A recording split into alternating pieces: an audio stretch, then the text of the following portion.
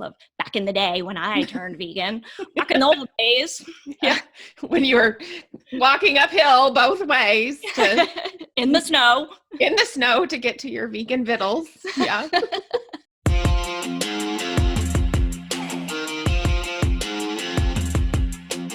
Welcome to the Vegan Life Coach Podcast, where we coach you to coach yourself. And now it's time to become plan empowered with your co-hosts, 25-year vegan Ella Majors and mindset master Stephanie Aguilar. God, there's so many rules. This is so hard for me. Oh God. Okay. Hey there, empowered vegan lifers. Ella here with my co-host Stephanie. Hi, Stephanie. Hey, Ella. How are you? I am doing quite well today. How are you? I'm doing good. Doing great. Good. Well, before we dive deep in today's training on meal mapping, which is our term for meal planning and prepping, let's do a little check-in. Talk to us, Stephanie. What's going through your mind today? I have had quite the morning. With this whole COVID-19 thing, I am juggling more, I think, than I am used to juggling. And right now, homeschooling is I don't even know how do you couch that positively? How do I do that? You don't have to. Okay, good. I don't. Yeah, because I can't. I appreciate my children's teachers so much because I used to think my kids were all really very studious. I thought they were very, self-directed and all of that. They are not. My children are not. They need me for every little thing when it comes to schoolwork. I am completely clueless when it comes to my oldest son Jack's math. I don't know what I'm doing. I am a little bit too on top of the English parts of things, and it doesn't work well for anybody. So I am pulling my hair out today about homeschooling. I can only imagine, and I hear it from people all the time, like the people in our Plant Power coaching program, what they're going through. Everybody seems to be able to relate to exactly what you're saying. I certainly can't, because my fur baby, she is going I think she's going a little senile. Stir crazy. Shy. Shy. She started barking at the walls, like just going over to the wall and starts barking at the wall. So I don't know what's going on with her. But for me, I'm doing pretty good, actually. Yeah. Yeah. Good. Just giving me an opportunity to really do a lot more work, which is yes. Which is only good because I love the hell out of what I do. Yeah, absolutely. Yeah. I'm with you.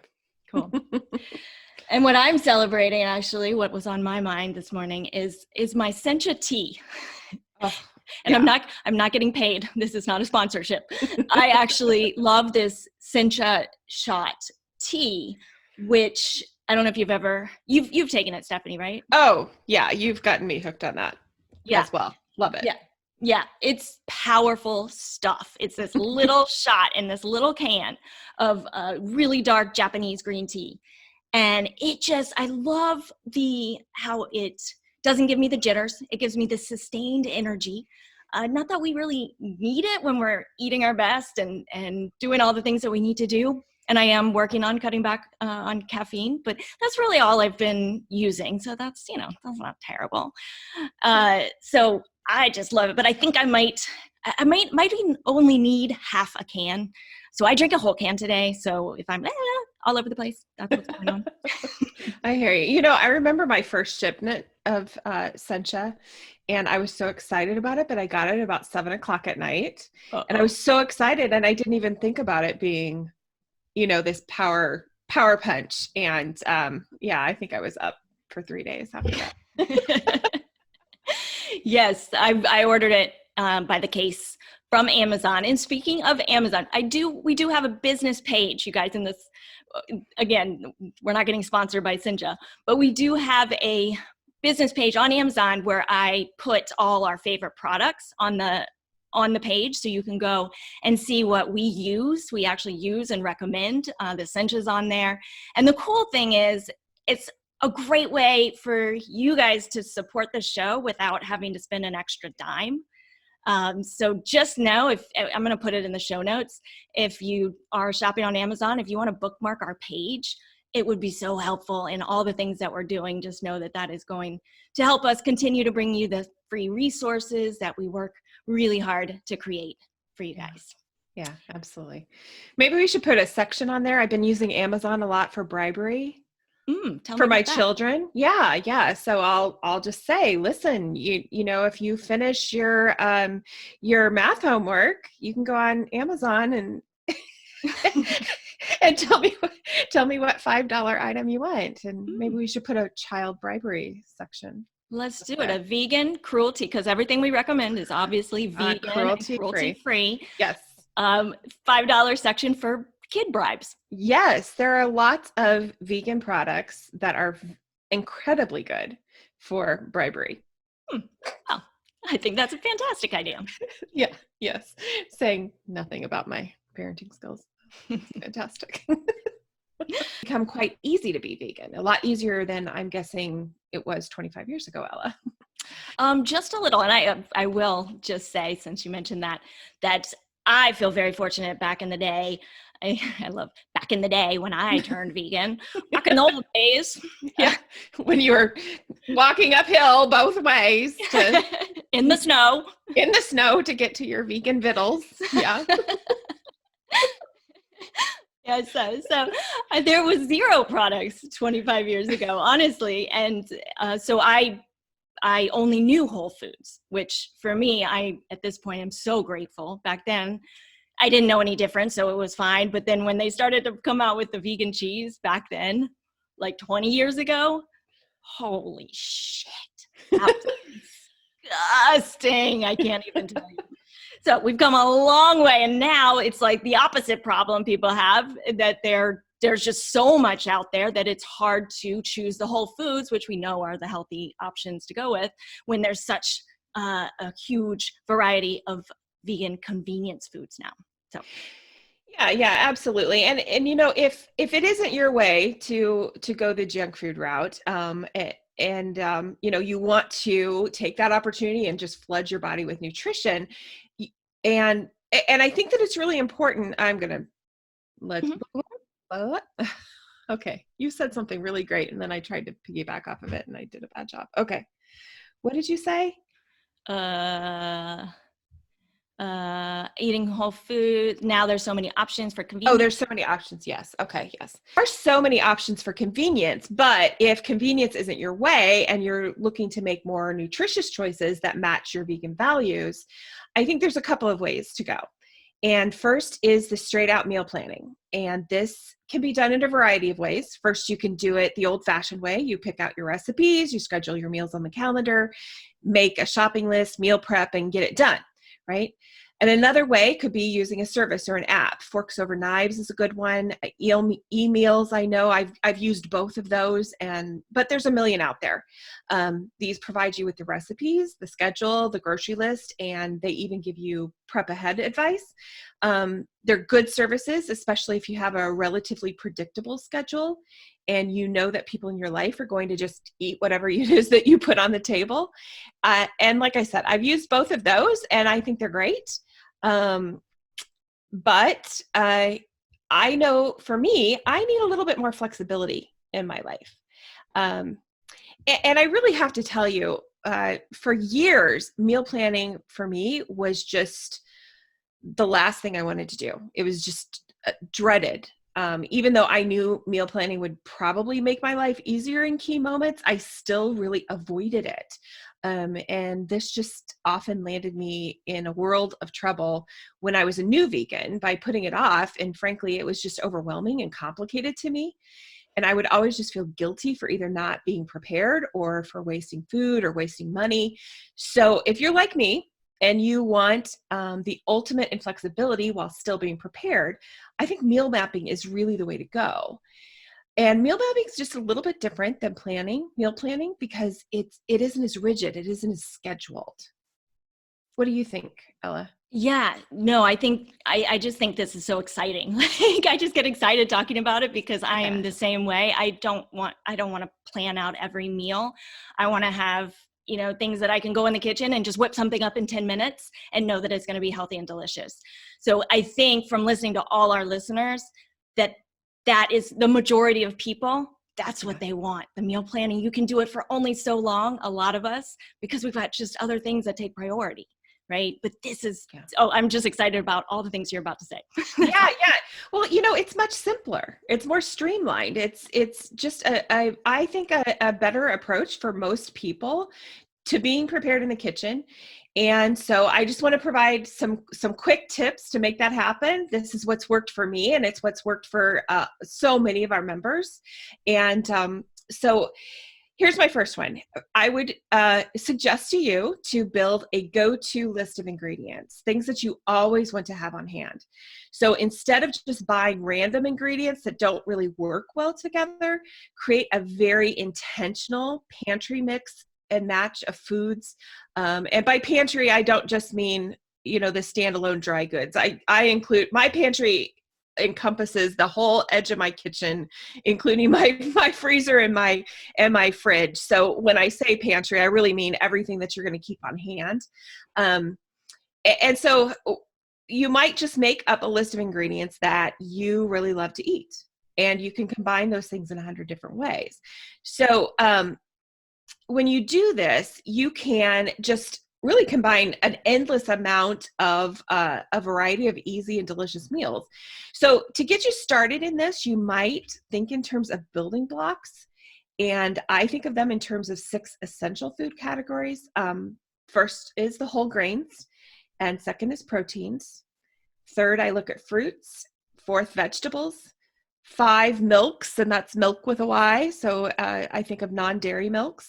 And then I say my 6th category is electives. So electives I think of as spices or maybe olive oil, those types of things that don't necessarily fit into the other categories that you really do find yourself looking for.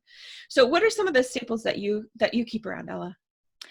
Oh, yes, my staples. And these are things, that are always on the grocery list. So they're just things, if I'm out, I just make a check mark and I need to buy them the next time. So it doesn't take any extra thought. Yeah. Chickpeas. Yes. Chickpeas are a staple for me. I even eat them for breakfast. And we'll talk in another episode about more specific, like things that we eat for recipes and all that good stuff. But chickpeas, always arugula, spinach, fresh fruits and vegetables that I can use. Fruits are a great snack. I like using those for snacks. So apples with peanut butter or almond butter or cashew butter or any type of nut butter. Carrots with nut butter. I look for very simple stuff like that, and always lots of salad ingredients. So arugula and spinach and tomatoes and avocado, of course. Of course. Yes. Can you be vegan and not have avocados in your kitchen? I'm not sure. I don't think I've ever met a vegan who doesn't use and like and love avocado.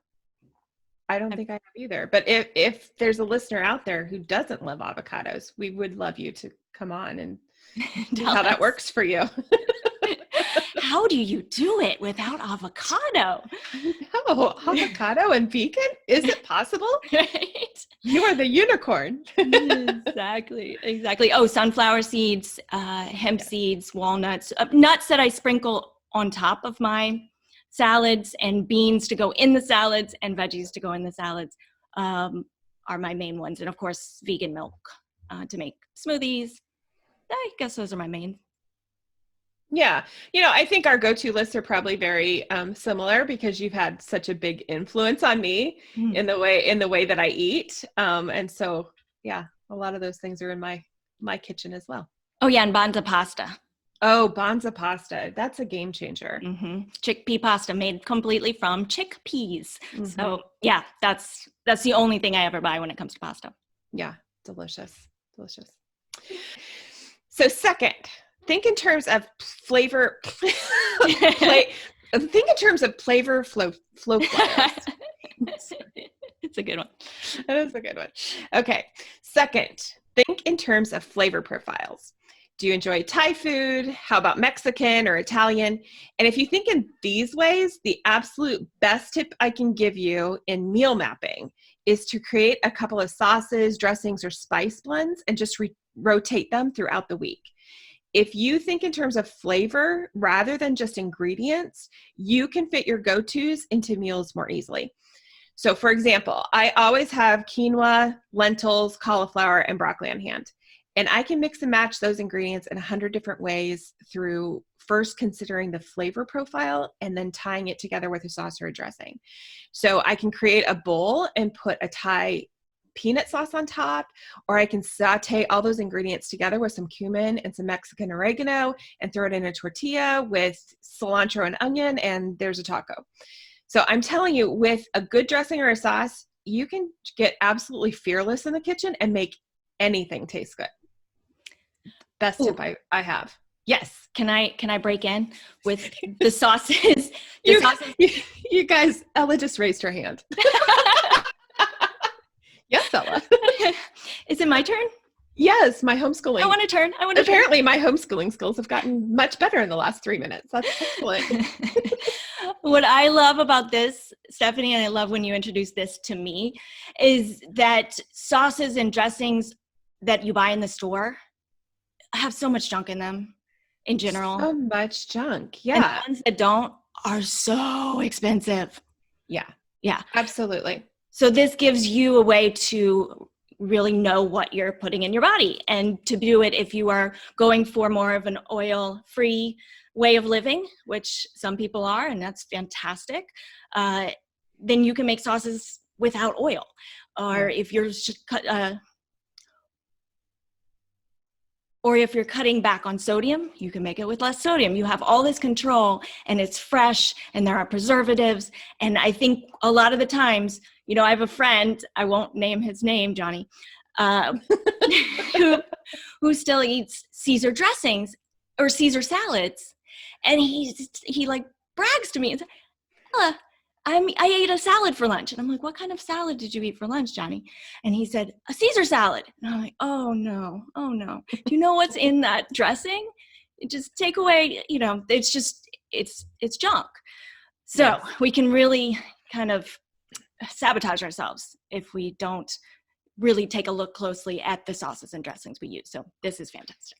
Yeah, absolutely. And if you really think about it, you aren't saving any time necessarily by buying one versus just going ahead and making it. Making a dressing or a sauce takes 10 minutes at the most. Well, if you figure in your time looking for all of that, looking through ingredients, running to the store to get all of that, well, then you are way ahead in terms of time. And once you start doing this, you won't go back to the bottle. You just won't. It just doesn't taste the same. Plus, I think that you're right. If we're really wanting the most nutritional bang for our buck, then we have to know what's in our food. And that includes right down to what we're putting in a salad dressing. Nutritional bang for your buck. Nutritional bang for your buck. Yes, absolutely. Okay, so number 3, map a few meal types that you want throughout the week. So instead of planning for individual recipes, you just map out a few meal types. And by meal types, I mean things like soup, salad, sandwiches, bowls, tacos, stir fries. I got to throw in the Midwestern favorite, casseroles. Got to put that in there. Oh, can I throw in then Southern cooking, Southern casseroles, like breakfast casserole with tofu and, biscuit. Okay, layered with a biscuit on the bottom, all vegan, of course. Oh, yeah, of course. So do the hash brown. Have you had the hash brown hot dish? Oh, yeah. Yeah. Soul cooking. About a casserole. Oh, yeah. So this will just provide you with some structure without complication. So once you've decided on the meal type for your week, or several different types if you want, you can just check your go-tos, see what you've got on hand, and then you can just make a loose plan of how you're going to mix and match things. Choose a sauce, select a protein, a veggie, and so on. And then you just create a really quick grocery list to round out what you have on hand, and you're ready for whatever you want during the week. Tacos are a big one in our house. My my husband is first generation Mexican. So I have really learned to make vegan tacos so that everybody loves them. But I can put a variety of different ingredients in a taco. So if you're coming to my house, you're probably gonna have a taco at some point. But the ingredients might be a little bit different, just depending. And even in that, you can go back up to the second tip, and you can make a Thai taco, and really mix it up. So there's 100 different combinations. Such a cool idea. Well, thank you. A Thai taco. A Thai taco. Oh yeah. I made those the other night, and they were so good. We didn't use tortillas, but we wrapped them in lettuce, and we put some cabbage on top, threw some it was like quinoa and cauliflower, and some Thai peanut sauce and some cilantro, and they were delicious. Really good. Love it. Yeah. All right. So finally is prepping ahead. Now I don't spend hours and hours and hours in the kitchen prepping for the week. I think this can be a really simplified process that's going to save you a lot of time during the week. I absolutely love to cook, but I'm not spending hours in the kitchen at one time creating full meals. So I just do a few things on usually Sunday and Wednesday that make my life easier throughout the week. I just do 4 things. I roast a bunch of vegetables. I make the weekly dressings and sauces. I make a batch of lentils, and I make a batch of quinoa. And this just cuts down on my time throughout the week, because some of those things take a little bit. Roasting vegetables can take a half an hour. Making a pot of lentils can take about 25 minutes. It's not a lot of time. You can do them all at once, but that's time that you can cut down on your schedule during the week.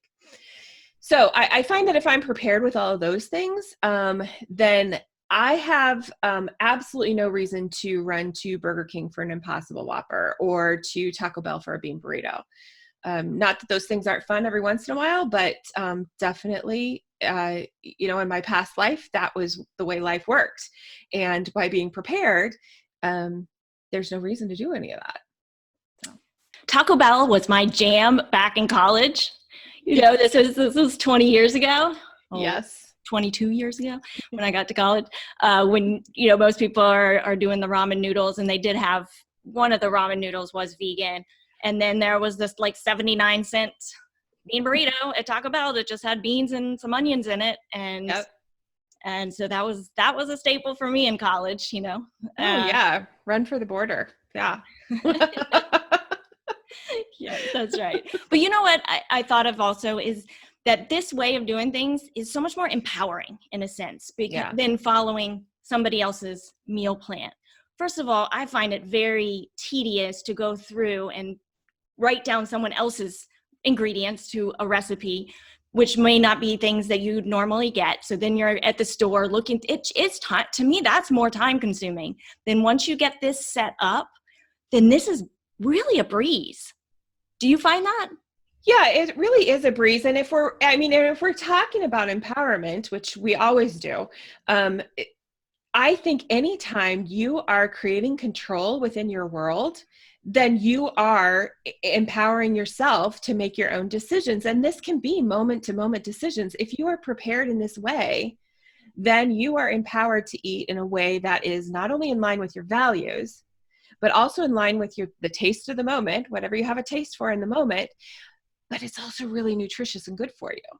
So you don't have to, it really takes the overthinking out of it, but it puts in the intentional part of things. And I think, where you put your intention, where you put your attention is where your life is. And so even in these moment to moment things, such as, making a taco, there's empowerment in making a taco, the right kind of taco. Absolutely. Mm-hmm. Yep. And I think our listeners we've got a variety of listeners in different places on their vegan journey, right? We've got the people that are just vegan curious, kind of throwing around the idea. There are people in the transition, vegetarians looking to go vegan, vegans for 20 years like me or more. Yeah. none of that makes a difference when it comes to this. You get to choose. That's the empowering piece of this. And that's why it can be so applicable to anyone and everyone, family, single, vegan, not, this works for so many different people. Yes, absolutely. And all are welcome. And this is a strategy that will really change the way that you think about food. All right. Well, Stephanie, thanks for leading us on that really useful, applicable training. And we're going to wrap it up here. You guys, make sure to hit that subscribe button so you don't miss an episode, and head on over to our website where we will always have a gift waiting for you, a place to leave us a message with your questions and apply to be coached on an upcoming episode. And of course, if you are loving what you hear, we would be extremely grateful if you'd leave us an authentic review and use the share feature to invite all the people you care about in this world to listen to. Until next time.